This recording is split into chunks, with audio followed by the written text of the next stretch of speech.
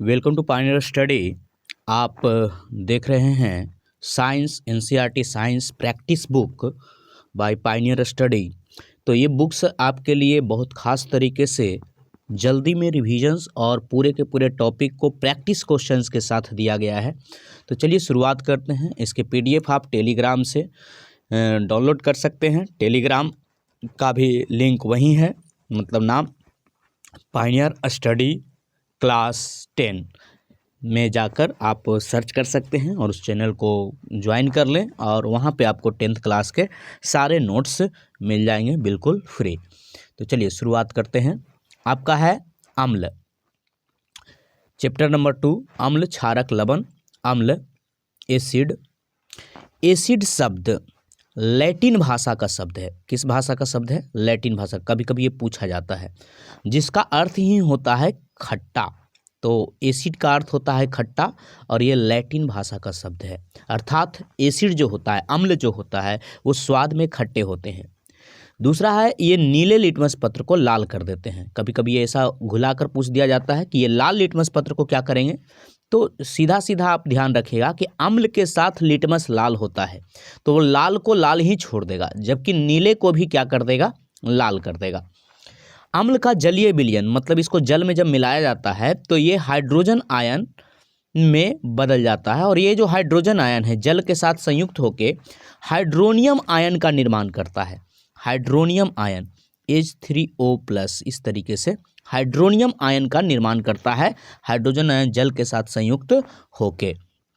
ठीक है, तो इसको बोलते हैं हाइड्रोनियम आयन। तो जल के साथ ये देता हाइड्रोजन आयन है और ये हाइड्रोजन आयन जल के साथ संयुक्त होके इसको हाइड्रोनियम बोलते हैं, हाइड्रोनियम आयन का निर्माण करता है। कुछ प्रबल अम्ल यहाँ दिए गए हैं, जैसे HCl, जिसको हाइड्रोक्लोरिक अम्ल कहते हैं, इसका सूत्र भी पूछा जा सकता है। H2SO4, जिसको हम सल्फ्यूरिक अम्ल कहते हैं, इसको बैटरी का अम्ल भी कहते हैं। और HCl, इसको हम जठर या आमाशय का अम्ल कहते हैं, क्योंकि ये हमारे पेट में भी यही अम्ल पाया जाता है। एक है HNO3, ये अम्ल वर्षा के लिए भी उत्तरदायी होता है, जिसको नाइट्रिक अम्ल कहते हैं, HNO3। और ये तीनों अम्ल जो है ये प्रबल अम्ल कहा जाता है, कभी कभी ये पूछा जाता है। और ये तीनों के तीनों जो अम्ल है वो खनिज अम्ल के नाम से भी जाना जाता है। और कभी कभी यही पूछा जाता है कि जो खनिज अम्ल होते हैं वो कैसे अम्ल होते हैं, तो वो प्रबल अम्ल होते हैं, उनमें हाइड्रोजन आयन की सांद्रता ज़्यादा होती है। ठीक है, आप ये इतना समझ गए होंगे। यहाँ से बहुत सारे ऑब्जेक्टिव्स आपके कंप्लीट होते जाएंगे और साथ में 2 नंबर 5 नंबर सारे कंप्लीट होते जाएंगे, क्योंकि पूरा का पूरा थ्योरी इसमें है। चलिए आगे बढ़ते हैं। इधर आप देखिए दुर्बल अम्ल। दुर्बल अम्ल जो होता है वो जल में जो घुलकर हाइड्रोजन आयन की कम सांद्रता उत्पन्न करता है, इसीलिए इस सब को दुर्बल अम्ल कहते हैं। और इस सब में लैक्टिक अम्ल हो गया, ऑक्जेलिक अम्ल हो गया, या ये जो है ये एथेनोइक अम्ल हो गया, या इसी को एस्टिक अम्ल भी कहते हैं। तो ये सब जो है एस्टिक अम्ल, जिससे सिरका बनाया जाता है, तो ये एस्टिक अम्ल, लैक्टिक अम्ल, ऑक्जेलिक अम्ल, ये सभी चूँकि कार्बनिक अम्ल हैं, ये सबको हम क्या बोलेंगे? कार्बनिक अम्ल। तो कार्बनिक अम्ल जो होते हैं वो दुर्बल होते हैं। कार्बनिक अम्ल कैसे होते हैं? कार्बनिक अम्ल दुर्बल होते हैं। ठीक है, कार्बनिक अम्ल दुर्बल होते हैं। ठीक है, और खनिज अम्ल जो होते हैं वो प्रबल होते हैं। तो प्रबल अम्ल में कौन हो गया? HCl, हाइड्रोक्लोरिक अम्ल, H2SO4, सल्फ्यूरिक अम्ल, HNO3, नाइट्रिक अम्ल, और यहाँ पे ये आपका एस्टिक अम्ल या एथेनोइक अम्ल, लैक्टिक अम्ल और ऑक्जेलिक अम्ल। ठीक है, आगे सांद्र अम्ल, जिसमें अम्ल की अधिक मात्रा होती है जबकि जल की मात्रा कम होती है, उसे सांद्र अम्ल कहते हैं। और तनु अम्ल, एक तनु अम्ल जिसमें जल की मात्रा, अम्ल की मात्रा अल्प होगी और जल की मात्रा अधिक होगी, तो उसे हम तनु अम्ल कहेंगे। तो जिसमें अम्ल ज़्यादा होगा, ठीक है, उसे सांद्र अम्ल, और जिसमें अम्ल की मात्रा कम होगी, अम्ल का सांद्रण कम होगा। जिसमें सांद्रण ज़्यादा हो, अम्ल की सांद्रण ज़्यादा हो, सांद्र अम्ल, अम्ल की सांद्रण कम हो, तनु अम्ल। ठीक है, तो सांद्र अम्ल को तनु अम्ल बनाने के लिए हम क्या करते हैं कि जल में अम्ल को मिलाते हैं। याद रखें, कभी भी हम जल में, किसमें? जल में अम्ल मिलाते हैं, क्योंकि जब मिलाते हैं, जब कोई चीज़ ऊपर से डालिएगा इसमें तो क्या होगा, ये नीचे की ओर फोर्स लगाएगा, और नीचे की ओर जो फोर्स लगाएगा उसकी वजह से ये सब किनारे की ओर उछल सकता है, छलकेगा। तो पानी के उछलने से तो कोई हर्ज नहीं है, परंतु अगर हम अम्ल में जल मिलाएं तो अगर पानी तो छलकेगा कौन, छलकेगा अम्ल। तो अम्ल अगर किसी चीज़ पे गिरेगा तो वो उसको जला सकता है, क्षति पहुंचा सकता है। इसलिए ये तरीका कि अम्ल में कभी पानी नहीं मिलाया जाता है, हमेशा पानी में अम्ल मिलाया जाता है, अम्ल या क्षार। क्योंकि ये प्रक्रिया जो होती है ऊष्मा छेपी होती है, तनुकरण की प्रक्रिया क्या होती है, ऊष्मा छेपी होती है। तो आप उस ताप या उस गर्म अम्ल से क्या हो सकते हैं, जल सकते हैं। इसीलिए हम क्या करते हैं, जल में अम्ल या क्षार मिलाते हैं। तो आप समझ गए होंगे कि तनुकरण कैसे किया जाता है। क्षारक, बेस, ये स्वाद में कड़वे होते हैं, ये लाल लिटमस पत्र को नीले कर देते हैं। तो नीले को क्या करेंगे, ये नीले को नीले ही रहने देंगे, लाल को भी नीला कर देगा। ये जल के साथ हाइड्रोक्साइड आयन देता है, इस आयन को OH ऋणात्मक आयन को क्या पढ़ते हैं, हाइड्रोक्साइड आयन। प्रबल क्षारक वैसे ही sodium hydroxide, potassium hydroxide, calcium hydroxide, ये सब क्या है, प्रबल क्षारक है। और दुर्बल क्षारक जैसे अमोनिया हाइड्रोक्साइड। देखिए कुछ पहचानने का सिंपल नियम है, जिसमें OH साथ में दिखे, जहाँ पे भी OH साथ में दिखे, इसका मतलब ये हाइड्रोक्साइड आयन से बना हुआ है, तो ये सभी क्षारक होंगे, ठीक है। और जो जल में घुल जाता है उसे क्षार कहते हैं। जैसे ये सब जो है, ये सब जल में घुलनशील होता है, जल में घुलनशील क्षारक क्या कहलाता है, क्षार कहलाता है। परंतु देखिए सभी क्षारक क्षार नहीं होते, परंतु सभी क्षार क्षारक होते हैं, क्योंकि क्षारक ही जल में घुल के क्षार का निर्माण करते हैं। जैसे यहाँ पे देखिए NaOH, KOH, MgOH का ट्वाइस, ये सभी जो है ये क्या है, ये सभी क्षार भी हैं और क्षारक भी हैं। जबकि अब आगे लवण है। लवण अम्ल एवं क्षारक के परस्पर क्रिया से प्राप्त होता है। जैसे इसकी उदासीन भी बन जाता है ये, यानी इसका NaCl जैसे sodium chloride, KCl potassium chloride. यहाँ पे आगे इसको पहचानने के लिए, अम्ल और क्षार को अलग अलग करने के लिए जो दर्शाता है, जो पहचान करवाता है, उसे इंडिकेटर या सूचक कहते हैं। क्या कहते हैं, इंडिकेटर या सूचक। जैसे सूचक किसी दिए गए विलयन में अम्ल या क्षारक की उपस्थिति को दर्शाता है कि उस विलयन में अम्ल है या वो क्षारक है, ठीक है। इसका रंग और गंध अम्लीय एवं क्षारक माध्यम में बदल जाता है, इसीलिए इसे सूचक कहते हैं। तो इसका रंग भी किसी किसी का रंग बदलता है, तो किसी किसी का गंध बदलता है। जिसका रंग बदलता है उसको रंगीय सूचक बोलेंगे, और जिसका गंध बदलता है उसे गंधीय सूचक बोलेंगे।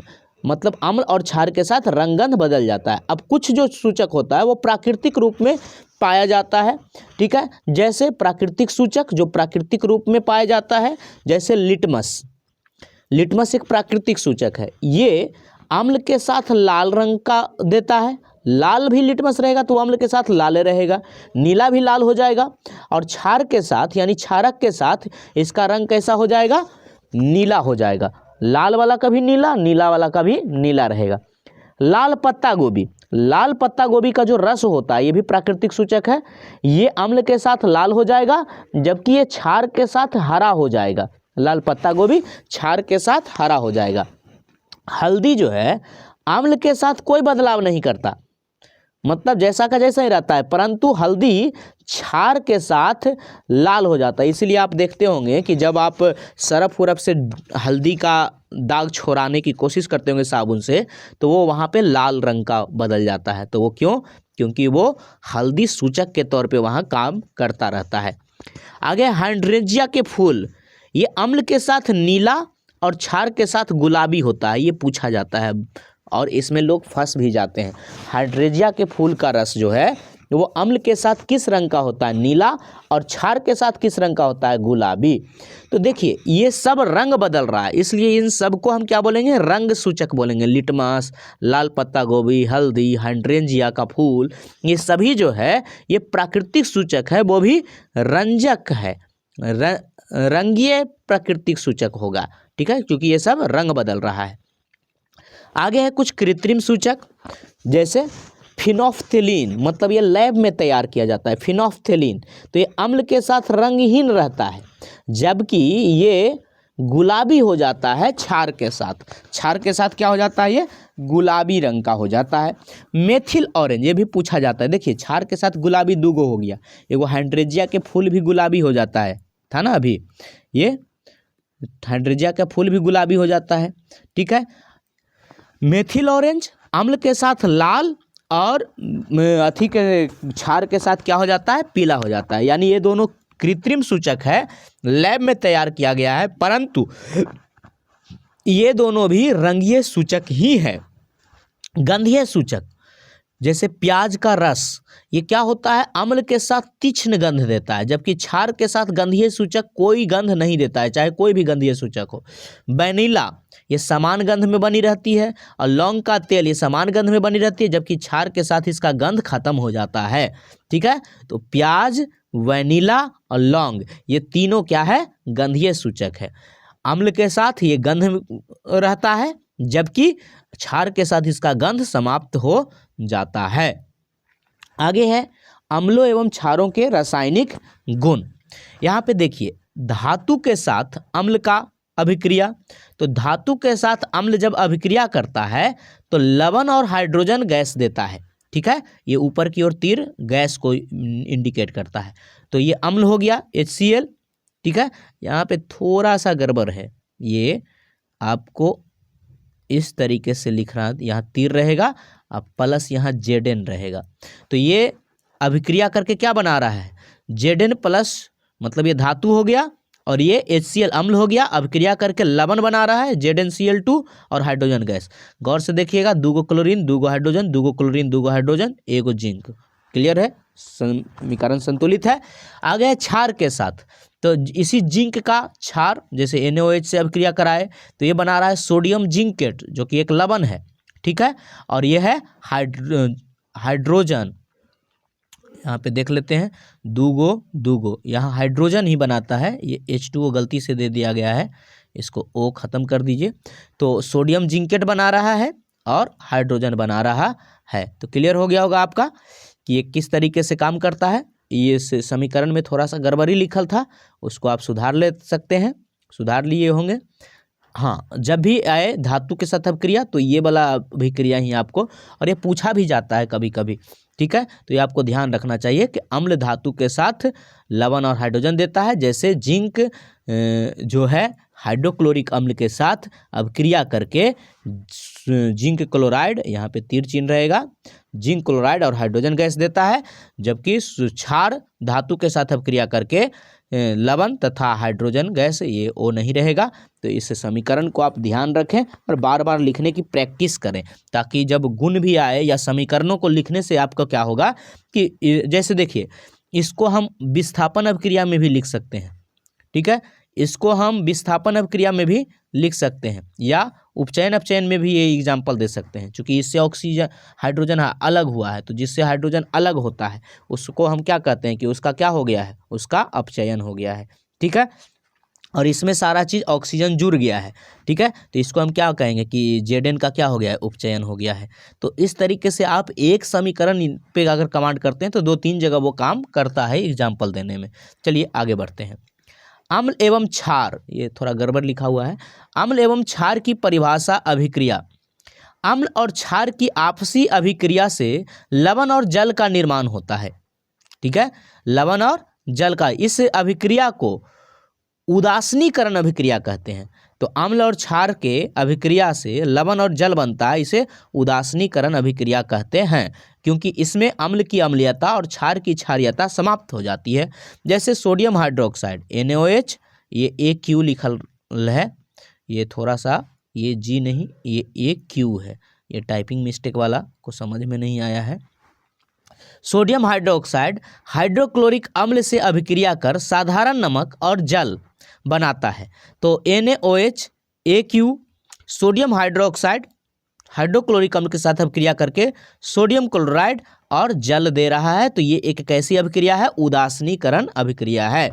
तो अम्ल और क्षार आपस में अभिक्रिया करके अम्ल की अम्लीयता और क्षार की क्षारीयता समाप्त करके लवण और जल का निर्माण करते हैं, जिसे अभिक्रिया को हम उदासीनीकरण अभिक्रिया कहते हैं। जैसे एग्जाम्पल में ये आप दे सकते हैं। अगला टॉपिक है पीएच स्केल। तो पीएच स्केल क्या होता है? पीएच शब्द, पी का अर्थ होता है पोटेंसी यानी पावर। पी का अर्थ क्या होता है? पोटेंसी यानी पावर। एच का अर्थ होता है हाइड्रोजन आयन। और पीएच की अवधारणा सबसे पहले 1909 ईस्वी में किसने? सोरेनसेन ने पीएच की खोज की, प्रस्तुत किया। यह एक प्राकृतिक सार्वत्रिक सूचक माना जाता है। क्या है इसको? पीएच स्केल को क्या माना जाता है? सार्वत्रिक सूचक। ठीक है। तो पीएच स्केल का खोज किसने किया था? 1909 ईस्वी में सोरेनसेन ने। ये पूछा जाएगा। पी का मतलब पावर और एच का मतलब hydrogen. Power of hydrogen pH scale में क्या नापा जाता है? पावर ऑफ हाइड्रोजन मतलब हाइड्रोजन की सांद्रता। पीएच को परिभाषित करते हैं। किसी विलयन में उपस्थित हाइड्रोजन आयन की सांद्रता ज्ञात करने के लिए, क्या ज्ञात करने के लिए? हाइड्रोजन आयन की सांद्रता। सांद्रता का सीधा मतलब मात्रा से है कि किसी विलयन में हाइड्रोजन आयन की मात्रा कितनी है। तो हाइड्रोजन आयन की सांद्रता ज्ञात करने के लिए एक स्केल विकसित किया गया है, जिसे पीएच स्केल कहते हैं। जिसे क्या कहते हैं? पीएच स्केल कहते हैं। हाइड्रोजन आयन की सांद्रता मापने वाले स्केल को क्या कहा जाता है? पीएच स्केल कहते हैं। इस स्केल में 0 से लेकर 14 तक अंक अंकित रहते हैं। ठीक है। जो किसी भी अम्ल या क्षार की प्रबलता और दुर्बलता का साथ साथ उनके मान बताता है। किसी विलयन का पीएच उनमें उपस्थित हाइड्रोजन आयन के सांद्रता का लघुगणक का ऋणात्मक होता है। ये चीज कि पीएच किसके बराबर होता है? ये विलयन में उपस्थित हाइड्रोजन आयन की सांद्रता का लघुगणक, लघुगणक का मतलब लॉग, और ऋणात्मक मान होता है। यहाँ पे देख रहे हैं हाइड्रोजन आयन लॉग का लॉग ले लिया गया और उसके आगे तो यही पीएच बराबर। ये चीज़ आपको ध्यान रखना है। कभी कभी ये पूछा जाता है कि पीएच किसके बराबर होता है?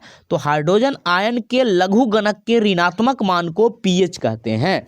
हाइड्रोजन आयन के लघुगणक के ऋणात्मक मान को पीएच कहते हैं। हाइड्रोजन आयन के लघुगणक के ऋणात्मक मान को पीएच कहते हैं। आशा है समझ में आ गया होगा। पीएच स्केल की खोज किसने किया था? 1909 ईस्वी में सोरेनसन ने किया था।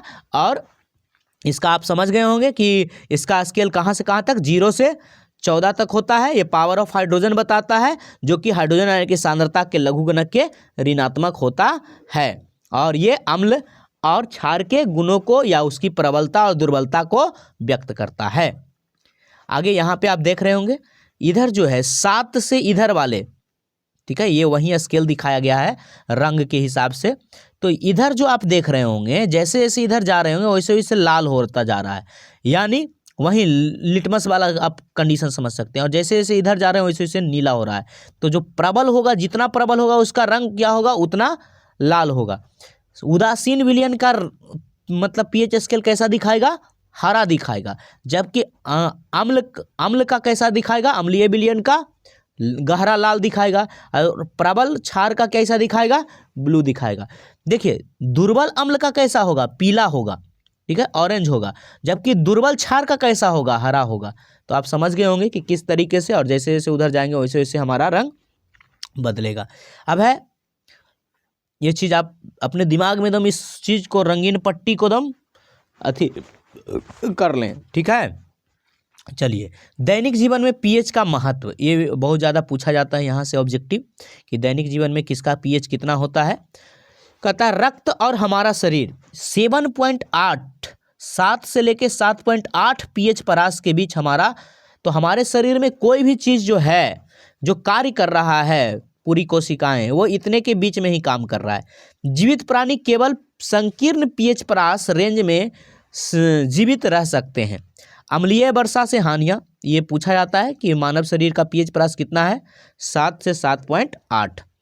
अम्लीय वर्षा, जब वर्षा जल का मान, ठीक है, पीएच मान, ये पीएच मान लिखल रहना चाहिए, पीएच मान, पीएच मान 5.6 से कम हो जाएगा तो वो अम्ल वर्षा कहलाया जाएगा। तो अम्लीय वर्षा कहलाता है। अम्लीय वर्षा जब नदी में प्रवाहित होती है तो नदी के पीएच का मान कम हो जाता है और ऐसी नदी में जलीय जीवधारियों की उत्तरजीवता मतलब बाद में जीवित रहना कठिन हो जाता है। तो अम्ल वर्षा जब होता है तो इससे ऐतिहासिक इमारतों को क्षति होती है, भूमि की उर्वरता प्रभावित होती है, नदियों के जल दूषित हो जाते हैं, मतलब वहाँ पे जो रहने वाले जीवधारी हैं उनके लिए संकट आ जाता है। तो पूछा जाता है कि अम्ल वर्षा से क्या क्या हानियाँ हैं। ठीक है, अम्ल वर्षा के मूल रूप से जो अथी हैं, कारक हैं, वो क्या है? अम्ल वर्षा सल्फर डाइऑक्साइड SO2, ये जो है ये, क्योंकि ये ही बना देता है क्या, जल से संयुक्त होके H2SO4 बना देता है और यही अम्ल वर्षा के तौर पे आती है। ठीक है, या NO2, जो NO2 है ये संयुक्त होके जल के साथ क्या बना देता है? HNO3 बना देता है। तो ये भी अम्ल वर्षा का उत्तरदायी है। कौन कौन? SO2 और NO2। तो ये दोनों अम्ल वर्षा के लिए उत्तरदायी है, जो कि जल के साथ संयुक्त होकर जल को क्या कर देता है? अम्लीय बना देता है। आगे है मिट्टी की अम्लीयता। कई बार किन्हीं कारणों से अथवा अम्लीय वर्षा के कारण मिट्टी का पीएच मान कम हो जाता है। इस भूमि की अच्छी उपज नहीं मिलती है। चूंकि अच्छी उपज के लिए पौधे के लिए एक पीएच का विशिष्ट प्रास होना चाहिए। ठीक है, अभी अभी बोले थे अम्ल वर्षा अति कर देता है। दंत क्षय, समान मुंह का पीएच कितना होता है? 5.5 होता है। इसका मान 5.5 से कम हो जाता है तो दंत क्षय प्रारंभ हो जाता है, दांत गिरने लगेगा, दांत टूटने लगेगा। कब? जब 5.5 से कम हो जाएगा। दांतों का इनेमल किसका बना होता है? कैल्शियम फास्फेट का होता है, जो शरीर का सबसे कठोर भाग होता है। जो शरीर का सबसे कठोर भाग होता है, जो दांतों को बाहर से बचाव करता है। ये जब मुंह का पीएच 5.5 से कम हो जाता है तो यह धीरे धीरे छीन संक्षारित होने लगता है। इसीलिए हमारा जो कोलगेट होता है वो क्षारीय होता है। काहे होता है? समझ में आया? क्योंकि अगर वो अम्लीय रहेगा तो वह दांतों पे क्या करेगा? असर डालेगा। आगे यहाँ पे कुछ दैनिक जीवन के महत्वपूर्ण लवण दिए गए हैं, तो इसके ये सारे चीज़ आप याद रखें, क्योंकि यहाँ से ऑब्जेक्टिव पूछा जाता है। नमक, एक साधारण नाम नमक, इसका रासायनिक नाम क्या है? Sodium chloride. इसका सूत्र क्या है? NaCl। और इसका भोजन पकाने में ये समुद्र से हमें प्राप्त होता है। आगे है विरंजक चूर्ण, इसको कैल्शियम ऑक्सीक्लोराइड कहा जाता है। विरंजक चूर्ण का रासायनिक नाम क्या हो गया? Calcium oxychloride. और इसका रासायनिक सूत्र होता है CaOCl2, यहाँ पे Na नहीं, CaOCl2 होता है। इसको प्राप्त कैसे करते हैं? तो जब बुझे हुए चूने पर, मतलब CaOH का ट्वाइस पर क्लोरीन गैस जब प्रवाहित किया जाता है, कितने डिग्री सेल्सियस पे? 40 डिग्री सेल्सियस पे, तब हमें ये प्राप्त होता है। कौन सा चीज? CaOCl2 प्लस H2O प्राप्त होगा। हाँ, तो ये हमें प्राप्त होता है। इसका उपयोग वस्त्र उद्योग के विरंजक के रूप में, मतलब रंग उड़ाने के रूप में, और जल के शुद्धिकरण में कीटाणुओं को मारने के लिए किया जाता है। बेकिंग सोडा, खाने वाला सोडा, सोडियम बाइकार्बोनेट, इसका सूत्र होता है NaHCO3। ठीक है, NaHCO3, सोडियम बाइकार्बोनेट इसका अणुसूत्र हो गया। इसका रासायनिक नाम हो गया खाने वाला सोडा या बेकिंग सोडा इसको कहते हैं। इसका मूल उपयोग कहाँ होता है? बेकरी उद्योग में, अग्निशामक में और एंटा एसिड बनाने में। क्या? एंटा एसिड बनाने में इसका प्रयोग होता है। आगे है धोवन सोडा। धोवन सोडा, इसका जो अथी है सोडियम कार्बोनेट रासायनिक नाम है। इसको धोने वाला सोडा भी कहते हैं। और इसका सूत्र जो होता है वो होता है Na2CO3.10H2O। चूँकि जल में मिला के ही सरफ का उपयोग करेंगे ना, तो इसमें जल मिला रहता है, ऐसे याद रखना। ठीक है, घरों की सफाई में, कांच एवं साबुन बनाने में, जल की अस्थायी कठोरता को दूर हटाने में। जिप्सम, जिप्सम जिसका कैल्शियम सल्फेट कहते हैं, कैल्शियम और जिप्सम दो अणु जल होता है। प्लास्टर ऑफ पेरिस के निर्माण में इसका प्रयोग होता है। ठीक है, और यहाँ पे आगे है प्लास्टर ऑफ पेरिस, बाकी फिर से शुरुआत से है। प्लास्टर ऑफ पेरिस कैसे बनता है यहाँ पे देख सकते हैं। जिप्सम को 373 केल्विन पे गर्म करने पर, जिप्सम का सूत्र अभी अभी बताए थे, क्या था? CaSO4.2H2O, CaSO4.2H2O। तो जिप्सम को CaSO4.2H2O को कितने पे? 373 केल्विन ताप पे।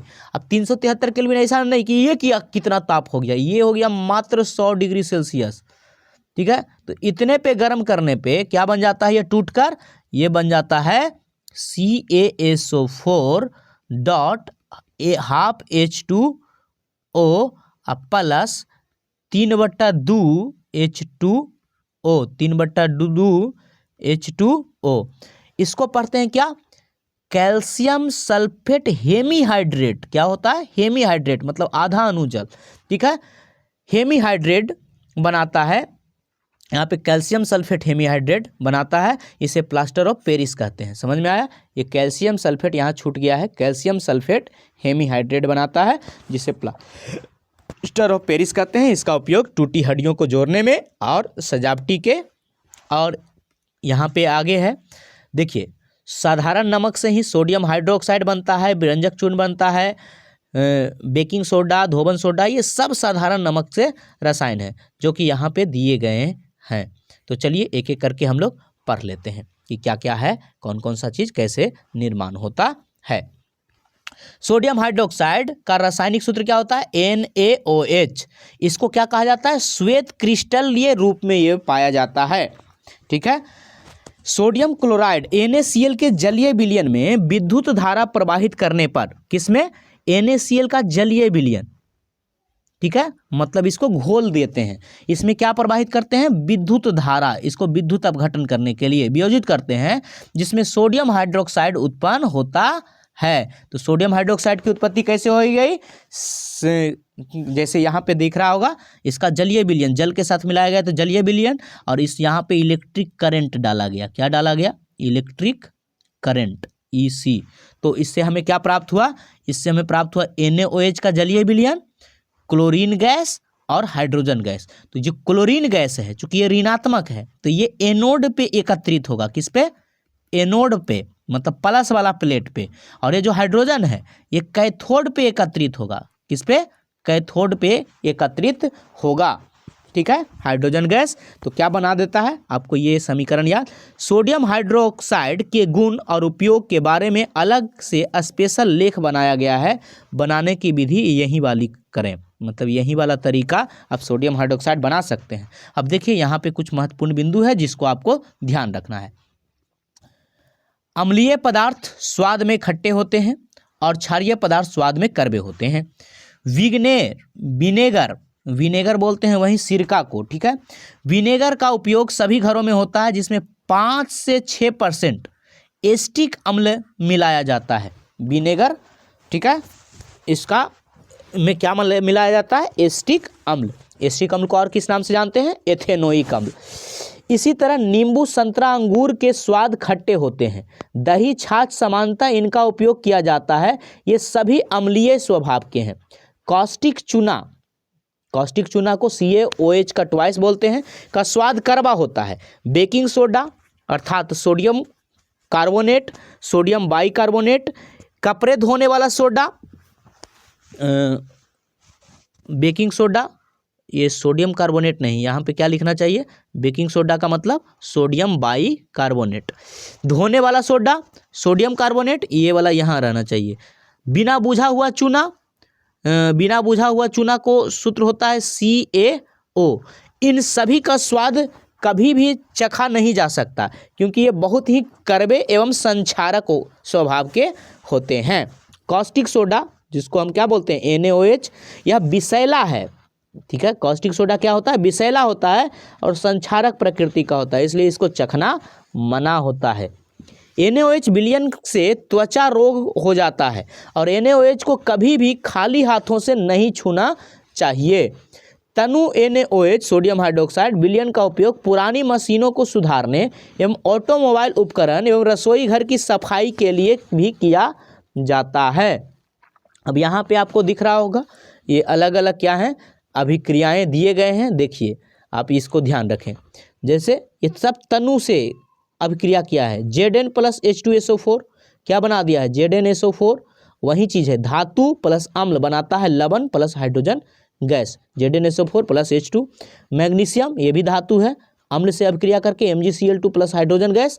एल्युमिनियम ये भी धातु है, अम्ल से अभिक्रिया करके क्या बना दिया, ये एल्युमिनियम क्लोराइड और हाइड्रोजन गैस, लोहा भी धातु है, ये अम्ल से अभिक्रिया करके क्या बना दिया, लवण तथा हाइड्रोजन गैस। तो ये सारे चीज़ आप प्रैक्टिस के तौर पे देख सकते हैं। तो अम्लों के धातुओं के साथ अभिक्रिया, हाइड्रोजन गैस का निष्कासन सभी में बराबर या एक जैसा नहीं होता है। देखिए किसी में एक अणु हाइड्रोजन है, एक अणु है, इसमें 3 अणु है, 3 अणु है। यह अलग अलग धातु एवं अम्ल के साथ स्वभाव पर निर्भर करता है। धातु जैसे सोडियम, एल्युमिनियम, जिंक, फेरस मतलब लोहा, मैग्नीशियम, HCl के साथ हाइड्रोजन गैस का निष्कासन का क्रम Na, Mg, Al, Zn, Fe है। अम्लों के साथ अभिक्रिया, अब यहाँ पे देखिए कि अम्लों के साथ नीचे दिए गए ऑक्साइड की पानी के साथ अभिक्रिया किया गया है। तो ऑक्साइडों के साथ जब पानी अभिक्रिया करता है तो अम्ल बनाता है। अब ये सारे अम्ल का आप रासायनिक सूत्र भी याद रखिएगा। जैसे कार्बोनिक अम्ल कैसे बनता है, तो जब कार्बन डाइऑक्साइड जल के साथ अभिक्रिया करता है तो कार्बोनिक अम्ल H2CO3 बना लेता है। सल्फ्यूरिक अम्ल कैसे बनता है, जब सल्फर डाइऑक्साइड किसके साथ अभिक्रिया करता है, जल के साथ अभिक्रिया करता है तो H2SO4 बना लेता है। यहाँ पे H2SO4 रहना चाहिए, परंतु सल्फ्यूरिक अम्ल यहाँ पे H2SO4 करना चाहिए। 4 देख लेते हैं, 4 2 कर देंगे तो यहाँ 4 हो जाएगा लगता है, मतलब संतुलित करना पड़ेगा। आगे नाइट्रिक अम्ल N2O5 जब अभिक्रिया करता है जल से तो HNO3 बना लेता है। आप चेक कर लीजिएगा, संतुलित करके देख लीजिएगा। सोडियम हाइड्रोक्साइड, ये क्षार है। सोडियम ऑक्साइड जब जल से अभिक्रिया करता है तो क्या बना लेता है, सोडियम हाइड्रो ऑक्साइड बना लेता है। मैग्नीशियम हाइड्रोक्साइड, जब मैग्नीशियम ऑक्साइड जल से अभिक्रिया करता है तो मैग्नीशियम हाइड्रोक्साइड बना लेता है। जिंक ऑक्साइड जब जल से अभिक्रिया करता है तो जिंक ऑक्साइड बना लेता है। एल्युमिनियम हाइड्रोक्साइड जब जल से अभिक्रिया करता है तो एल्युमिनियम हाइड्रोक्साइड बना लेता है। अब यहाँ पे गौर कीजिए, ये जो है, ये तीनों जो है कार्बन, सल्फर, नाइट्रोजन, ये तीनों अधातु है। तो ये अधात्विक ऑक्साइड है। तो अधात्विक ऑक्साइड जल के साथ मिलके क्या बना रहा है, अम्ल बनाता है। ठीक है, यानी अधात्विक ऑक्साइड की प्रकृति कैसी होती है, अम्लीय होती है। ठीक है, और ये जो सोडियम, मैग्नीशियम, जिंक और एल्युमिनियम है, ये सभी धात्विक ऑक्साइड है। तो ये सब जल के साथ मिलके क्या बना रहा है, ये क्षार बना रहा है। तो धात्विक ऑक्साइड की प्रकृति कैसी होती है, क्षारीय होती है। आशा ये समझ में आ गया होगा। तो वही चीज़ यहाँ पे लिखा हुआ है। अम्लीय ऑक्साइड जैसे CO2, SO2, NaOH, OH, CaOH का OH का ट्वाइस के साथ, यहाँ पे H2O के साथ अभिक्रिया लिखना चाहिए था। ठीक है, के साथ करके लवण बनाते हैं। इसी तरह क्षारीय ऑक्साइड CaO, ZnO, Al2O3 अम्ल H2SO4 के साथ अभिक्रिया करके लवण बनाते हैं। देखो, क्योंकि ये क्षारीय प्रकृति का होता है, ठीक है, इसको क्षारीय ऑक्साइड कहते हैं, तो अम्ल के साथ लवण बनाएगा। जबकि ये सब जो है वो अम्लीय प्रकृति का है, तो ये सब क्षार के साथ अभिक्रिया करके क्या बनाएगा, ये कॉमा यहाँ नहीं, यहाँ होना चाहिए। ठीक है, ये लवण बनाएगा। तो अम्ल क्षार के साथ अभिक्रिया करके लवण बनाता है और क्षार अम्ल के साथ। इसलिए धातु का ऑक्साइड जो होता है वो अम्लीय प्रकृति का होता है, और धातु के ऑक्साइड जो होते हैं वो क्षारीय प्रकृति के होते हैं। अम्लीय एवं क्षारीय जलीय विलयन की प्रकृति। अम्लीय एवं क्षारीय जलीय विलयन विद्युत एवं ताप चालक प्रकृति के होते हैं, मतलब ये सुचालक होते हैं इनका विलयन। इसलिए आयनों में उपस्थित तय होती है। जलीय विलयन में अम्ल हाइड्रोजन आयन देते हैं, इसलिए पानी के चारों ओर उपस्थित होते हैं। यह एनायन धन आयन को कहते हैं। ऋण आयन आवेश जलीय क्षारीय विलयन OH आयन बना होते हैं। केट आयन धन आयन, एनायन मतलब ऋण आयन आवेश OH, और केट आयन धन आयन आवेश एनायन आवेश वाले होते हैं। तो यहाँ पे थोड़ा कंफ्यूज कर दिया है। आगे, हमारे दैनिक जीवन में लवण का महत्व। दैनिक जीवन में लवण के कई उदाहरण हैं, जैसे साधारण नमक, sodium hydroxide, bleaching powder, baking soda, washing soda, plaster of Paris. ये सब का सूत्र आपको याद रखना है। जैसे साधारण नमक का क्या होता है NaCl, सोडियम हाइड्रोक्साइड का NaOH, ब्लीचिंग पाउडर का CaOCl2। आगे बेकिंग पाउडर का क्या होता है, बेकिंग पाउडर का Na2CO3 डॉट नहीं, ये बेकिंग पाउडर है NaHCO3 sodium bicarbonate. Washing soda का क्या होता है, तो इसमें बाई नहीं रहता है, तो ये हो जाता है Na2CO3 dot 10H2O। Plaster of Paris का क्या होता है, तो CaSO4 डॉट हाफ H2O। तो ये सब सूत्र आपको याद रखने हैं। चलिए शुरुआत करते हैं, कुछ प्रश्न है दिए गए हैं। निम्न में कौन सा लवण क्रिस्टलीय जल युक्त नहीं है, तो आपको पता होगा कि खाने वाला जो सोडा होता है ना, वो उसमें कोई जल उल नहीं होता है। पाचन के समय आमाशिक पाचक रसों का पीएच क्या होता है, तो ये 7 से कम होगा। आमाशय के पीएच का 7 से कम होगा, क्योंकि वो अम्लीय होता है। निम्न में कौन सोने को विलय करने के लिए प्रयुक्त है, तो इसको अम्लराज कहते हैं या एक्वा रेजिया कहते हैं। क्या कहते हैं, एक्वा रेजिया कहते हैं। तो अम्लराज हो गया। नेक्स्ट, निम्न में कौन प्रकृति में अम्लीय है, अम्लीय जो है वो है लाइम जूस, अम्लीय होता है। ठीक है, आगे प्रति अम्ल, वास्तव में क्षारक को ही प्रति अम्ल कहा जाता है। और चूने का पानी तो क्षारीय है ही, मानव रक्त 7 से तो ज़्यादा होता है, 7.4 होता है इसका पीएच। ठीक है, आगे बेकिंग पाउडर बनाने में प्रयुक्त अवयवों में एक अवयव सोडियम हाइड्रोजन कार्बोनेट है, तो दूसरा अवयव क्या है, तो वो अमोनिया क्षार विधि होता है। तो NaCl क्या कहता है, सोडियम हाइड्रोजन कार्बोनेट। तो दूसरा अवयव क्या है, तो वो टार्ट्रिक अम्ल है। यहाँ पे उसमें क्या मिलाया जाता है, टार्ट्रिक अम्ल। ऑप्शन के हिसाब से वो उसमें टार्ट्रिक अम्ल मिला के बेकिंग पाउडर बनाया जाता है, ये ध्यान रखें। अपच का उपचार करने के लिए निम्न में से किस औषधि का, तो उसको एंटा एसिड का प्रयोग करते हैं, एंटा एसिड। ठीक है, टमाटर में कौन सा अम्ल पाया जाता है, तो वो पाया जाता है ऑक्जेलिक अम्ल। टमाटर में कौन सा, ऑक्जेलिक अम्ल। आगे अम्लों के लिए कौन सा कथन सत्य है, तो ये स्वाद में खट्टा होता है, लाल लिटमस को, नीले लिटमस को लाल कर देता है, ये बा वाला सही है, ये वाला चीज। ठीक है, आगे पीएच स्केल का प्रास 1 से 14 होता है, ये द सही है। चींटी के डंक में मेथनोइक अम्ल पाया जाता है, कौन सा, मेथनोइक अम्ल। ठीक है, आगे सोडियम हाइड्रोजन कार्बोनेट का सामान्य नाम क्या है, इसको बोलते हैं बेकिंग सोडा। क्या बोलते हैं, बेकिंग सोडा बोलते हैं। सिरके में कौन सा अम्ल उपस्थित होता है, तो अभी अभी बताए थे एस्टिक अम्ल होता है सिरके में। क्या होता है, एस्टिक अम्ल होता है। यहाँ पे खाली स्थान को भरने वाला है। शाकीय पौधे नेटल के डंक में क्या होता है, फॉर्मिक अम्ल मौजूद होता है, या मेथनोइक अम्ल उसको कह सकते हैं। कठोर जल को मृदु करने के लिए कौन सा यौगिक का उपयोग, तो उसको हम कठोर जल को धोवन सोडा का प्रयोग कर सकते हैं। ठीक है, सोडियम बाई कार्बोनेट का। अम्लीय वर्षा का पीएच मान कितना होता है, 5.6 से कम। सोडियम हाइड्रोजन कार्बोनेट का सामान्य नाम क्या है, तो उसको बेकिंग सोडा कहते हैं, बेकिंग सोडा कहते हैं। शुद्ध जल का पीएच मान 7 होता है। CaOCl2 का प्रचलित नाम जो होता है वो होता है ब्लीचिंग पाउडर। क्या होता है, ब्लीचिंग पाउडर।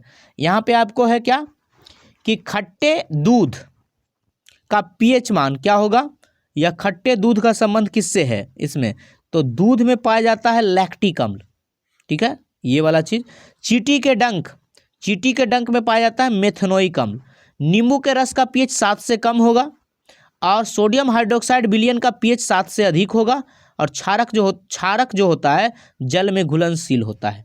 ठीक है, आगे अम्लीय वर्षा का पीएच मान कितना होता है, तो 5.6 से कम। बुझे हुए चूने पर क्लोरीन की अभिक्रिया से बनने वाले पदार्थ को क्या कहते हैं, तो बुझे हुए उसको ब्लीचिंग पाउडर कहते हैं। ठीक है, जलीय विलयन में क्षारक कौन सा आयन देता है, क्षारक हाइड्रोक्साइड आयन देता है। लिटमस पेपर से अम्ल का पहचान कैसे होती है, तो अम्ल लिटमस पेपर को लाल रंग में परिवर्तित कर देता है। उदासीनीकरण क्रिया क्या है, तो जब अम्ल और क्षार आपस में अभिक्रिया करते हैं तो वो लवण और जल बनाते हैं, जिससे अम्ल की अम्लीयता और क्षार की क्षारीयता समाप्त हो जाती है, जिसे उदासीनीकरण अभिक्रिया कहते हैं। जैसे हम लोगों ने एग्जाम्पल देखा था, NaOH प्लस HCl बनाता है NaCl और प्लस H2O, इसको संतुलित कर दीजिएगा। अगला है सत्य असत्य। अम्लीय वर्षा का पीएच मान 5 होता है, 5 नहीं होता है, 5.6 से कम होता है। एक्यूरेट 5 होगा ऐसा कोई जरूरी नहीं है, तो असत्य। Baking powder sodium hydrogen carbonate का सूत्र ये होता है, बिल्कुल ये सही है, सत्य है। मेथिल ऑरेंज और फिनोल्फ्थेलिन अम्ल क्षार सूचक है, बिल्कुल सही है, ये कृत्रिम सूचक है, सत्य है। NH3 एक अम्ल है क्योंकि इसमें हाइड्रोजन उपलब्ध है, ये थोड़ा डॉट में है, हाँ, परंतु हाइड्रोजन उपलब्ध है तो हाँ कह सकते हैं, ठीक है। लिटमस एक प्राकृतिक अम्ल क्षार सूचक है, हाँ बिल्कुल।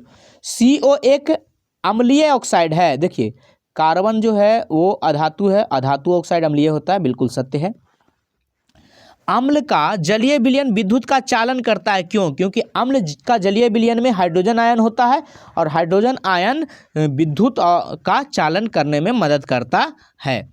अम्ल को तनुकृत करते समय क्यों अनुशंसित करते हैं कि अम्ल का जल में मिलाना चाहिए, ना कि जल? क्योंकि अम्ल का तनुकरण जो होता है वो ऊष्माक्षेपी होता है, और जब अगर हम अम्ल में जल मिलाएंगे तनुकरण करने के लिए तो अम्ल छिलक सकता है, आस्फित हो सकता है, जिससे खतरा बढ़ सकता है। इसीलिए हमें हमेशा जल में अम्ल मिलाने की सलाह दी जाती है, ताकि जल आस्फित होके यानी खौल के गिरे भी तो कोई क्षति ना हो। ताजे दूध का पीएच मान 6 होता है। दही बन जाने पर इसका पीएच मान में क्या परिवर्तन आएगा? क्योंकि दही जो होता है वो किण्वन की प्रक्रिया द्वारा वहाँ रासायनिक अभिक्रिया, तो उसका जो पीएच मान होगा वो कम हो जाएगा, ठीक है। प्लास्टर ऑफ पेरिस को आर्द्र रोधी बर्तन में क्यों रखा जाता है? क्योंकि प्लास्टर ऑफ पेरिस नमी पाकर वो जिप्सम में बदल जाएगा और वो ठोस बन जाएगा, इसीलिए उसको आर्द्र रोधी मतलब नमी रोधी बर्तन में रखा जाता है। उदासीनीकरण अभिक्रिया को उदाहरण सहित परिभाषित कीजिए, अभी किए थे। NaOH और प्लस HCl बनाता है NaCl प्लस H2O। कोई किसान खेत की मृदा की किस परिस्थिति में बिना बुझा हुआ चूना, जब उसका मिट्टी जो हो जाए वो क्या हो जाए, अम्लीय हो जाए। बुझा हुआ चूना मतलब कैल्शियम हाइड्रोक्साइड या कैल्शियम कार्बोनेट का उपयोग करता है। तो जब उसकी मिट्टी अम्लीय हो जाती है तो किसान को बुझा हुआ चूना डाल के उसको उदासीन करना पड़ता है या उसकी अम्लीयता को कम करना पड़ता है। क्षारक किन्हें कहते हैं? तो क्षारक जिसका जो नीले लिटमस पत्र को क्या कर दे, नहीं नीला छोड़ दे और लाल को नीला कर दे, तथा जिसका पीएच 7 से अधिक हो उसे हम क्षारक कहते हैं, जो हाइड्रोक्साइड आयन देता हो। अम्ल क्षार सूचक किन्हें कहते हैं? जो रंग या गंध परिवर्तित करके अम्ल और क्षारक होने की सूचना देता हो किसी विलयन के बारे में, तो उसे हम अम्ल क्षार सूचक कहते हैं। पीएच स्केल किसे कहते हैं? पीएच स्केल एक ऐसा स्केल है जो अम्ल और क्षार की दुर्बलता एवं प्रबलता को व्यक्त करती है, जो उस विलयन के जलीय विलयन के में उपस्थित हाइड्रोजन आयन के लघुगणक के ऋणात्मक मान को बताता है। और पीएच स्केल में 0 से 14 तक यानी 1 से 14 तक का मान, 0 से 14 तक का स्केल होता है। इसका खोज 1909 ईस्वी में सोरेनसेन ने किया था। अम्लीय वर्षा से क्या समझते हैं? जब वर्षा जल का पीएच मान 5.6 से कम हो जाता है तो उसे हम अम्लीय वर्षा कहते हैं। यह मिट्टी की उर्वरता के लिए, ऐतिहासिक इमारतों के लिए तथा त्वचा के लिए, जीवधारियों के लिए और जल जीवधारियों के लिए हानिकारक है। क्रिस्टलीकरण से क्या समझते हैं?